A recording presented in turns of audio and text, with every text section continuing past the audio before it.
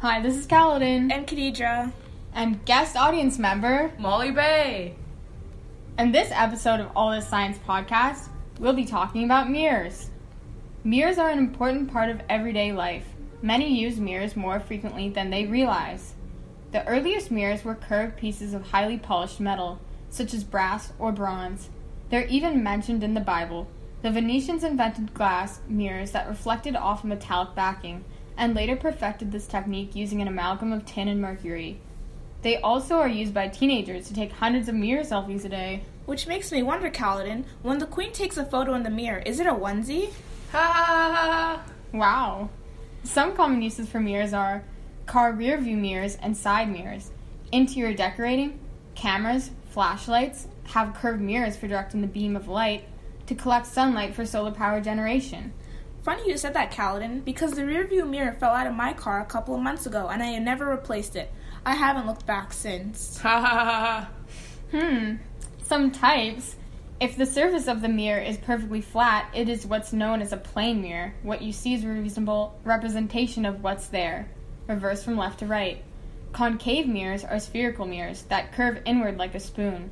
They make objects appear bigger, typically found in bathrooms and bedrooms. I got asked to leave a hall of mirrors the other week. I said, don't worry, I'll see myself out. Ha! Convex mirrors are also spherical. However, as opposed to the concave mirror, they distort the reflected image, making it appear smaller. Mirror fact. Mirrors are a light shade of green. The majority of household mirrors are constructed using a soda-lime silica glass substrate and silver backing. The combination is what gives mirrors their color. Ooh. Mirrors were first invented in Germany in 1835. German chemist Justus von Liebig developed a process for applying a thin layer of metallic silver to one side of a pan of clear glass. According to a 2006 review by vision scientist J. Onker, manufactured the first mirrors out of the ground and polished volcanic glass about 8,000 years ago. But not everyone in the world has welcomed the introduction of mirrors. When anthropologists introduced mirrors to the isolated Biami people of Papua New Guinea in the 1970s, the tribe reportedly met their eerie reflections with terror rather than fascination. How does the mirror reflect light? The silver atoms behind the glass absorb the photons of incoming light energy and become excited. But that makes them unstable, so they try to become stable again by getting rid of the extra energy, and do so by giving off some more photons.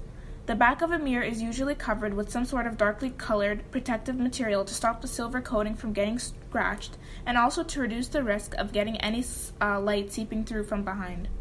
Silver reflects light better than almost anything else, and that's because it gives off almost as many photons of light as falls on it in the first place.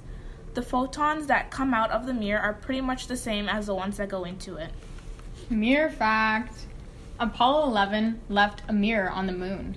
It is used to reflect laser light from Earth, and with precise knowledge of the speed of light, we can measure the distance from the Earth to the moon by measuring the round-trip time of the light. It is now known that the moon is slowly moving away from the Earth. With all this mirror information, we leave you with one question. Who sees the human face correctly? The photographer, the mirror, or the painter? We hope you have enjoyed this podcast. Hi. I learned so much.